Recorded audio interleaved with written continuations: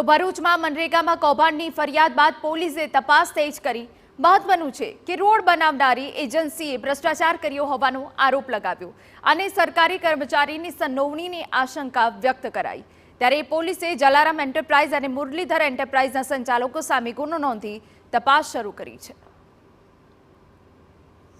કે આજે રોડ બનાવવા માટેની જે એજન્સીઓ હતી તે એજન્સીઓનું કામ મુખ્યત્વે હતું તે રોડ બનાવવા માટેનું સામાન સામગ્રી પૂરું પાડવાનું, પરંતુ તે એજન્સીઓએ માત્ર સામાન પૂરું પાડવાની સાથે સાથે સરકારી કર્મચારીઓ તેમજ કરાર આધારિત જે કર્મચારીઓ છે તેમની સાથે મેળાપીપણું કરી અને પૂર્વ આયોજિત કાવતરું રચી અને તેમાં કંઈ ગેરરીતિ આચરેલ છે। જે ટેકનિકલ રિપોર્ટની અંદર એવું પણ જણાવવામાં આવે છે કે તેની અંદર જે રોડ બનાવવા માટે જે માલ સામાન પૂરો પાડવામાં આવેલ છે તેની ગુણવત્તા જે છે એકદમ હલકી કક્ષાની ગુણવત્તા હતી।